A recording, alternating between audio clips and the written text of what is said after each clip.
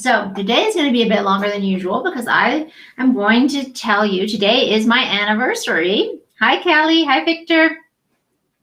Today is an anniversary for me of, hey, Autumn. Hey, Luxar. Happy Saturday. Good to see you. So, yeah, it's a very interesting, this is an interesting day. It is my anniversary. It is the anniversary of, well, technically the anniversary was a few days ago, but I missed it. Not kidding. But that's great that I missed it because it shows how important, how little importance it has for me right now. So today is the anniversary of 5 years ago, I quit drinking alcohol entirely. And I wanted to talk to you guys a bit about sort of what that happened. I was looking up the manifesto I wrote on my computer at the time that I did it. Hey, oh, thank you, Luxar, wishing me a happy anniversary. Yeah. So I want to talk to you about how I did it, because it wasn't actually an easy thing to do. And the tools that I discovered in how I did it can help you to do anything you really want to do, I think. And it just gave me such a fake champagne in the fridge. Autumn says, yes, fake champagne in the fridge. Awesome. Yeah, my non-alcoholic beer. Right. Exactly. So I want to tell you a little bit about my journey of like what happened to me with this, and then the tools that I actually used to quit entirely and have it not be difficult, have it be relatively painless, like not terrible, you know. And I was drinking a lot and had been drinking a lot for years. So what happened is, like, when you're in law school and you're a lawyer, right? They actually warn you about this because lawyers have super high incidence of alcoholism. So, and it's just the whole nature of the job. It's the nature of all. Thank you for the hearts. It's the nature of just the environment you're in, the people you're with. You go out with clients, you drink a lot. And then also the places I was living, right? So I was living in LA, and then I moved to Hong Kong, and the expat community there is basically, you know, just go out drinking every day. And that's just the normal culture. And then I moved to New York City and all of my friends there. And it's also like very much back before COVID, everybody was going out all the time, going out to bars, going out to dinner, right? So you're just living in this culture of people who are going out and drinking alcohol all the time. And that's just, you know, that's kind of becomes the norm. And especially when I was in Hong Kong and stuff, right? So I started drinking because we're going out every day. In Hong Kong, the apartments are so tiny. Nobody wants to live. Nobody wants to be at home. So everyone, when you leave work, you stop off on all the bars where all the expats, all your friends are hanging out. Everyone's saying hi to you. You go there and you start having a few drinks with your friends, hanging out. Then maybe you go to dinner and you have a few more, right? It's this whole culture. So then what happened after that was, and then, you know, and then you like have a drink of wine. Like, let's say you stay home. You say, okay, I'm not going out tonight. You know, I'm just going to stay home, cook something at home, right? And you have a glass of wine with your dinner. And then maybe you have another glass of wine while you're sitting there watching the TV or something. So it wasn't like I'm doing shots and, you know, like, you know, into this party culture or anything in that way. It was more like going out to these elegant events and happy hours and dinners and stuff, but just alcohol is such a pervasive part of it that it's just happening all the time. And it got to the point where really I was drinking every day, pretty much, right? And drinking became a habit. And for me too, one of the issues was that I process alcohol really well, okay? So I can drink a lot and not get drunk. I have girlfriends who they drink literally 1.5 drinks and they feel sick and they have to stop. But for me, I could drink easily, I could drink for hours and hours and I would feel fine. And I would be able to have perfectly good conversations and be, you know, like it wouldn't really affect me in such a negative way. It would take a ton of alcohol for me to like look drunk or appear drunk or struggle. So that's a good thing, right? In one way, because if I'm out with a lot of guys and men and at work and in business, you know, I could keep up with them and I wouldn't be compromising myself. On the other hand, that's a bad thing because it just meant that I could be out longer and drink more. I knew that just putting that amount, like 5 or 6, 7 drinks a night into my body, even at a slow pace through the evening, just can't be good for you, right? That can't be good for you to drink that much. And the other thing that worried me too, and it was in the back of my head, but it was a worry, and I didn't really want to face up to it, was, I have, even though I personally have always been very against anything addictive. I mean, when I was 16, I wouldn't even start drinking coffee because I saw how addicted the adults were to it. And I was like, I don't want to be addicted to coffee, right? So I'm very anti anything that's addictive, but alcohol kind of snuck in, right? Because just as part of the culture. And I was like, well, I'm not addicted to it. I can quit anytime. It's fine. But it turned out that wasn't really the case because I kept trying to cut back, right? And I'll be like, okay, I'm not going to drink this week, right? But then that's the whole environment you're in. And I was like, okay, well, I'll drink 2 days a week. Okay, well, I'm only going to have 1 drink and then, I'll stop after that, right? And like me trying to do all this negotiation and bargaining with myself about how I was drinking. And then I realized, wow, this isn't working actually, right? Because what would happen? I'd go to a bar, I'd have a drink. My friend is the bartender. I'm like, okay, cool, good night, I'm going home. He's like, wait, no, I just invented this new special drink. Here, you got to try it, right? And gives me another drink. And then when I'm ready to go home, he's like, oh, this is cool, like shot I made. Here, you got to try this. And then by that time, someone else shows up and it's like, oh, let me buy you a drink, right? By this point, you're like 2, 3 drinks in and you forget about the fact that you're having good conversation and you just kind of forget about the fact that you weren't supposed to be drinking, right? So this is what happens to people all the time. And this just kept happening to me over and over. So I wasn't able to be true to my word. I wasn't able to stick to what I wanted to do, which was like say, okay, I'm only going to have 1 drink. And it's not that I think alcohol is bad per se, right? So my friends who would get sick when they would drink too much alcohol, it was actually fine for them because they just couldn't drink very much more, right, than a glass. But my body processed it very differently. So it got to the point where I was like, wow, okay, I'm drinking almost every day. And I have 2 aunts that are alcoholics and 2 grandfathers that are alcoholics. And I did not want to go down that road. I knew for sure. And from what I was reading, I was saying, even if I'm not naturally maybe inclined towards sort of addictive behavior, you can actually wear away at the mechanism of your own brain by this habit, by doing it all the time, right? That just, it can eat away at your brain. And so it got to a point I was like, I don't want that. But I wasn't sure how to stop without it being really awful and painful.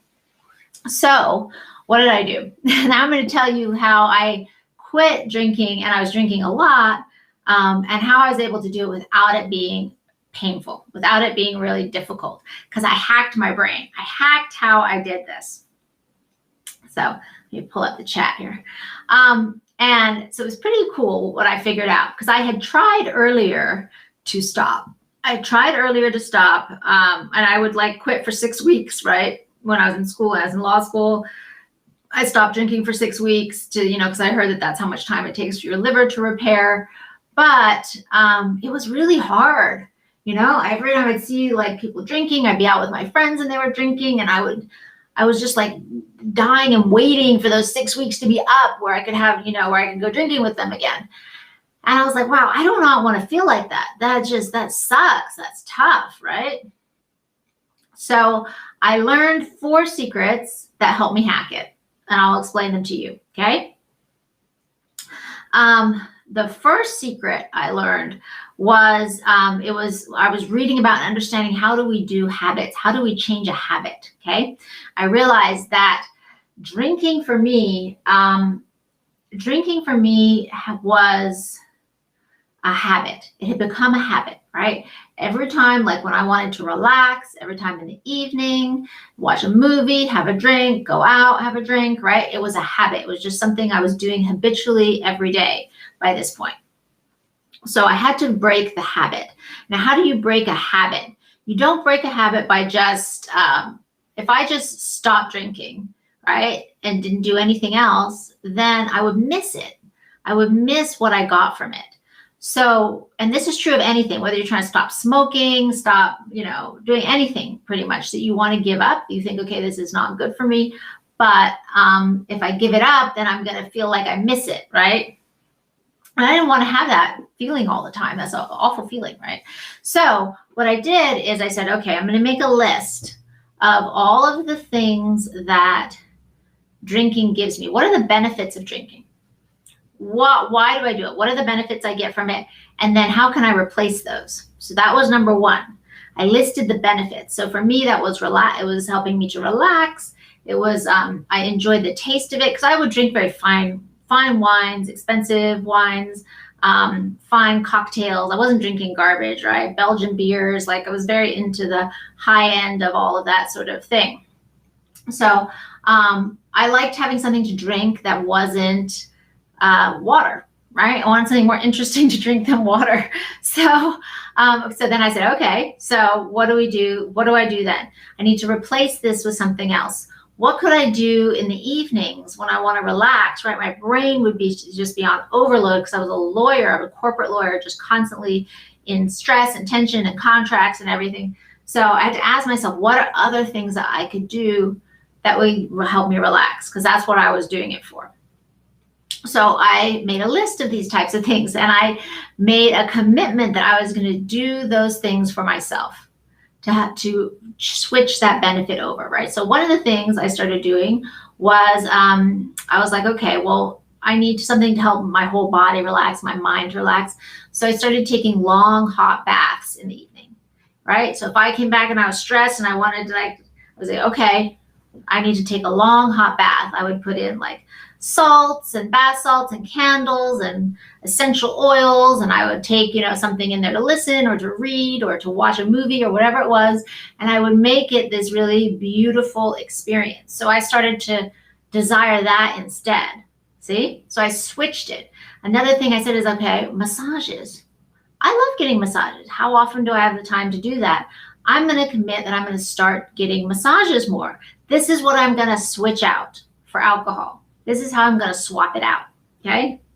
And then you have to have the practical side to go with whatever it is you're doing. So then I said, okay, what am I going to do with the drinking part, right? So, oh wait, I forgot to even tell you the best part. Okay, I'm going to tell you the first part. All right, so one was replacing stuff, right? Switching a new habit and replacing the benefits I got from drinking with something else and actually committing to it and doing that. Second, I made sure that I always had something in my fridge, non-alcoholic beer, sodas and juices and stuff that I could mix and make myself little mixed drinks because I like to sit in front of the TV. I like to sit when I was out and I'd like to sip on something, and I wanted to sip on something that tasted good. So I made sure to always have that stuff in my fridge so I could make non-alcoholic options that would still taste good. And whenever I went out with my friends, because I didn't stop going out to bars, I still had to go out. I still had to meet clients. I still had to, I didn't want to get rid of that whole part of my life just because I wasn't drinking. So I had to know exactly what I was going to order and just stick to that. So I started drinking non-alcoholic beer. The problem was a lot of restaurants didn't always have it, didn't carry it. So then I was like, okay, I'll try non-alcoholic beer. If they don't have it, then I order soda and lime or soda with juice or whatever. And I knew exactly what I would order, and I would always order that. So I was not trying to make up my mind, right? Anytime you're trying to switch a habit, you don't want to be trying to make up your mind. Just want to go for it. But the real key was that there's two keys. The third hack, I didn't say I'm giving up alcohol forever. I didn't say that. Okay. I also didn't say I'm giving up alcohol for 5 weeks or 6 months, right? So there's a point in your brain, and I didn't really realize this consciously at the time, but I know it now. So now I can explain it, right? There's a point in your brain where it's far enough in the future that your brain isn't trying to do it now. Okay. The other thing was I'm making an absolute decision, an absolute cut-off decision. Okay. So I said, that's it. I'm stopping right now. That's it. And I gave myself 5 years. I gave myself 5 years. I said, I'm going to quit drinking for 5 years. So it wasn't that I thought alcohol was all bad or anything like that. I had to create a whole other way of thinking about it. So I said, I'm going to quit drinking for 5 years. And so but the other thing I did, and this was, I think, probably the most important thing, right? This was the most important thing. So why was the 5 years important? The 5 years was important because it's not like 6 months down the road where I'm like, oh, okay, well, I just have to hold out a little longer. No, it was long enough in the future that I just kind of had to say, just don't even think about it. Gone, okay? The next piece of it was when I said 5 years, I also left open a window in the future for my brain. So I was psyching my brain, okay? So what would that mean? Like if I would see like a really yummy craft cocktail, I was out in this high-end bar in New York, right? And this craft cocktail would go by, and I would be like, yeah, I've had that before. It's good. And in 5 years, if I really want it, I'll have it again. See? So I could just keep saying, I wouldn't say, oh, never have that cocktail again. Oh my God, right? No, I would just be like, hey, yeah, that's cool. I've had it in 5 years. If I really want it, I'll have it then. See? So I was tricking my brain. And then, but the most important thing that I did was I didn't do it to stop doing something. And I probably should have said this at the beginning because this really is the key. What I did is I made a list. I made a list of all of the things that I wanted in my life and why I like what I really wanted. What was my real heart's desire? And I was at a place in my life at this point where I wasn't there. I wasn't really even close to getting what I wanted. This was in 2016, in March of 2016. I was just like, I had spent a year working with this team of entrepreneurs, trying to help them with their project. They were supposed to be paying me and they were supposed to give me equity and this and that. And like after working with these guys for like a year and just finding out one thing after another, the whole thing kind of fell apart. And, I was trying to figure out what I wanted to do, who I wanted to be. I just felt like I had been working so hard and for so long, and I felt even so far away from what I really wanted to have in my life, right? I didn't have a stable income at the time because I'd been working on this startup stuff for like a year and living off my savings. I didn't have a relationship. I wasn't living in a place I wanted to live in. There was all these things I wanted to do. I wanted to create in the world. I wanted to write my book. I wanted to have a baby. I wanted to do all of this stuff. So I made a list of all this stuff that I wanted to do. And I felt like I was still so far from actually achieving it. And I worked hard. It wasn't that I wasn't working hard, right? Maybe I wasn't working smart, probably too, but I was working hard and I was like, how do I get there? So I said to myself, you know what?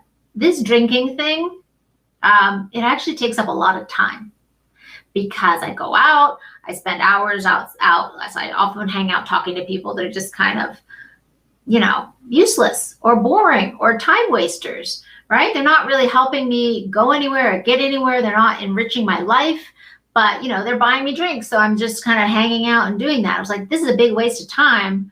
How many hours do I lose? I literally sat down and I picked up my phone and I calculated it. I said, if I lose only a few hours, a few evenings a week doing this, plus, maybe on the weekends, if I go out too late and I'm too tired, because I'm an entrepreneur, I'm like, it's my business. I don't go show up and get a salary. So if I'm too tired to do stuff or to work or to engage, I'm not doing anything. I'm not creating anything. I can't just sit there and like fall asleep at my desk and get paid. So I said, okay, even on the weekends, I need to be on in some way. So if I'm losing my weekends because I'm out drinking too late and I'm just too tired and lazy, then that's real time. That's real time, right? So I sat there and I added up all those days on my calculator that I could be losing in a year. And the number came to around 3 months in a year. That's how much time. If I lost all the weekends, right? And plus like a few hours in the evening, a few times a week at least, right? Something like that. That number came to 3 months. I said, well, holy crap. If I had an extra 3 months, what could I do? Could I write a book in 3 months? What kind of vacations could I take? Where could I go? Like, I just imagine 3 months of taking great vacations, even. That would be pretty cool, right? So it's like, wow, why am I wasting it drinking on this, right? So I said, okay, that's it. I remember the morning I woke up and I was in San Francisco and I had just been out the night before with a good friend of mine, brilliant, brilliant person, and super foodie, super foodie. He knew all the best restaurants, the best cocktails. I mean, like we were eating at the top of the food chain, pardon the pun. And in San Francisco, like the very best restaurants, the top chefs, awesome cocktails. We've been out till late at night doing all of this stuff. And the next morning I woke up and, I thought maybe I was a little hungover, but not really hungover. It's just more like, I just knew I'd been up late and I'd been drinking so much again. And I was just like, you know what? I'm done. I'm done. In that moment, I made the decision. I said, I'm done. That's it. It stops now. And it made that cut. That's what a decision is. When you truly make a decision, there is no second decision. There is no wondering about it later. It's just the cut. The word decision, decise, actually means to cut, right? And who knows, like all my psychological process before that maybe helped get me to that point where I was willing and I just knew it. I sat up in bed. I told you, I picked up that calculator. I said, how much time am I wasting? My life is not where I want it to be. It is not what I want. Yeah, sure, I'm able to go out and have a good time and eat and drink, but I don't have an income I want. I don't have a job that I love. I don't have a family. I don't have a relationship. I don't have all these other things. I'm not creating something beautiful in the world. So this is it. I'm giving this up in order to have that, beautiful vision of what I wanted. I wasn't giving it up to give it up. No, I was giving it up and I had this vision in my mind of a life that I wanted to have and that I wanted to create. I said, I'm not giving something up. I'm just getting rid of the thing and just going to focus on creating that life. And every time, and this is what happened that was so beautiful and that was so different from times before when I had tried to stop drinking. This is what happened. Every time when I would be out with friends and the other person, I'd be out at dinner, the other person would order a glass of wine or whatever, and I was having, sparkling water or something like that, right? There would be a sense inside of me for the first few months. There would be this, I was like, oh, you kind of like, oh, I want a glass of wine, right? But then all of a sudden that vision would come to my mind of that life that I was creating. That vision would just show my mind and I would just feel so good about it, about that vision, that I was like, whoa, that vision means so much more to me than just having that glass of wine. Shit, I don't care. Keep the glass of wine, right? So I wasn't, there's two ways we think in psychology, right? You're doing away from something. It means like someone's going to punish you or beat you or this is bad, so I'm not going to do it, right? Or you're going towards something. You're going towards something beautiful, a reward, something that you love and you desire. These are two psychological mechanisms, the stick and the carrot, right? Thank you for the hearts. So that's what I said, okay, when I created this vision of what I really, really wanted, then every time I thought about having alcohol and not having alcohol, every time I said, passed on that, when I would be out, that vision of that beautiful life that I was creating would be in my mind. So I was doing it for something, not against something. And the way I thought about it was, do you know the stories of the Greek myths, right? The Greek myths, the great heroes, what they do when they're trying to get something from the gods, right? They take a sacrifice. Maybe they take a big ox or they take, whatever it is, and they put it on the altar and they sacrifice it. They give something up in order to get the greater thing that they're going for, that they want. And to me, that's what I did with alcohol. I felt like, you know what, I'm going to lay this down, I'm going to sacrifice this in order to get this vision of this beautiful life. So for me, that was how I saw it in that moment. And then it became beautiful. And I'll tell you what, like for the first, it was probably only kind of, needed some willpower for the first few months. But after like after the first year or so, it was just like, I didn't even want it at all. I didn't want it at all. Like the first few months, I would still see people drinking and be like, oh yeah, I kind of want it, but you know what? I'm going for this. So then I'd have something else. But after a while, I had switched my habit, right? So the foundational part is switching your habit. I had found other things that would give me that feeling of peace or warmth or whatever. I learned that I didn't need alcohol to have fun, to dance, to go out, to talk with people. And there was all these side benefits I didn't realize, right? There's all these great side benefits. One was I stopped hanging out with boring people. I stopped hanging out with time wasters and, people just because they like gave me alcohol and good food. I stopped wasting time with people like that. So I felt better. I had more time. In relationships and sex and stuff like that, I never would wake up and like regret it. I had no morning after regrets because I was totally sober. I knew what I was doing. I knew if I was walking into it, if I was spending time with somebody, I knew I was choosing to do that. There was no morning after anything. It gave me such a sense of strength and confidence to have kept my word to myself and to do that and to have done a really difficult thing like giving up alcohol when you've been drinking every day almost for years.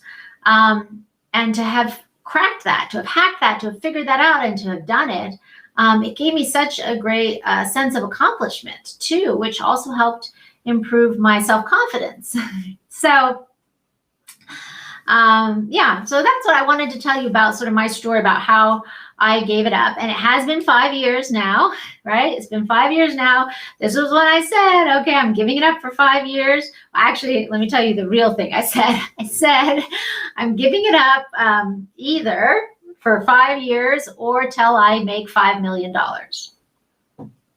And believe me, back then when I gave it up, I definitely thought the $5 million was going to come before the 5 years. But as life would have it, that did not happen yet. But that's okay, right? That's okay because like after the first few months of doing it, after the first few years, I realized all the wonderful benefits that I had from it and I stopped missing it entirely, right? And what have I done? Let's look at the list of stuff that I wrote down. Let's look at what I've done and what I still have yet to do, okay? So one of the things I'd written down was write a book about my life. And I have written 2 books. I've done 2 books, okay? I finished one book, which is I Own Me, and I finished writing the second book, which is going to be published at the end of this year in November of 2021, my memoir. And that was a massive, massive project. So yeah, that's pretty good, right? I wrote down, I want to do work that I love. I wanted to have a home. I wanted to have an investment account. Okay. Take classes and do things I love. So those are all things that I do. Those are all things that I've done through this. I opened my own practice. I now have a good income. I've traveled a lot more as well. I mean, I've always traveled, right? But I've still been able to do a lot of traveling. I took a lot of classes to figure out what I wanted to do and who I wanted to be in the world. Definitely did a lot of that. Made a ton of mistakes, spent a lot of money along the way. Finally, yes, I opened an investment account. That's on my list, learn investing. So I did that. I've learned how to invest. I even bought an investment property, right? So many of the things on this list, some things I haven't done, like I have here, take a vacation every month. So, I don't take a vacation every month. In fact, I really need a vacation. So I'm taking one next week. I'm going to Colombia. But yeah, getting regular massages. I was doing that more or less before COVID hit. So got to get back into that. All right. So looking at the things that I wrote down, the stuff that I wanted to do, but I didn't have time to do. Right. And, and then there's other things which I don't have yet, right? Like I haven't had my baby yet. I'm not married. I don't have a relationship really even. And, but you know what? That's okay. That's still coming. There's still stuff that is coming. I haven't made my $5 million yet, right? Now, why did I say $5 million? If you're in my financial group, you understand that what I was looking to do is create a certain amount of money where you can be done with money and just live off the interest and then spend your life doing whatever you want to do. So that's how I think about money. But I've actually made strides into putting money away again, because what happened was I ended up using all of my money during that time period, and going through all my savings and going back to practically zero. So I had to start building that back up again. So that's what I can say. There's some stuff that is still coming, maybe even this year, right? So some of this stuff I have plans for to do it this year even. Maybe I didn't quite hit the time frame, but that's okay. Doing something hard and accomplishing it, like giving up drinking, and doing it like in a really measured, thoughtful way.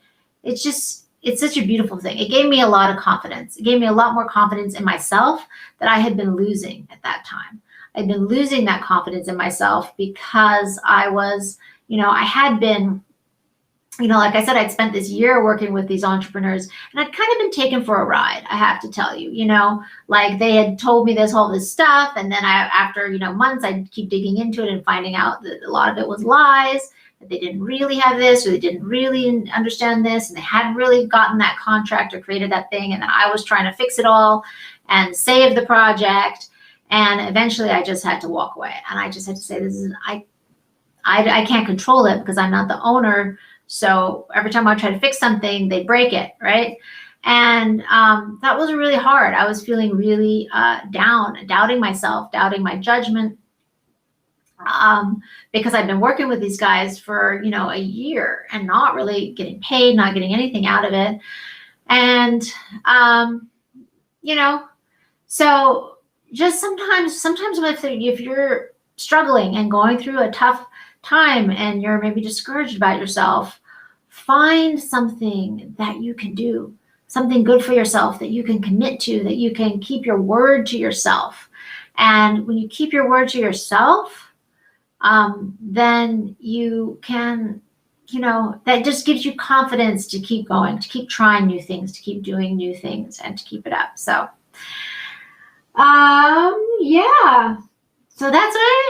so I wanted to share with you kind of my story. So this today was a much longer one than normal, but I wanted to share with you my story about how I gave up alcohol, the brain hacks I used to do it. And it says, happy anniversary. So proud of you. I'm 4 months dry and loving life. Thank you for the inspiration. Aw, thank you, darling. Alexa says appreciated. Yes, congratulations. Good. Yeah. And just like, it was funny to me when I stopped drinking, I saw how many people I knew actually didn't drink, and how many friends I had who didn't drink that I didn't realize they didn't drink or they didn't want to drink. And I was actually pressuring them when they were with me. They would feel pressured to drink because I was drinking. So, it actually was the opposite, and I found how beautiful it was and how helpful it was for everybody else in my life too, who didn't actually want to drink. So, anyway, I just wanted to share with you that experience and how you can do something hard and have it not be hard. Sometimes we think, it's going to be so hard, it's going to be so terrible. But, if you hack it, use the right tactics and techniques, you can hack it to make it not hard. And all I can say is my life has been better and better and better since I gave it up. So I love you guys. You guys have a beautiful, beautiful Saturday. Miss you. And congratulations, Autumn. Woohoo. So proud of you too. And got some ideas for what we're doing this year. We're not done yet. May not have hit it right into the 5-year mark, but we're going to get some of those things definitely done this year that were on that list. So, all right. I love you guys. You have a beautiful day.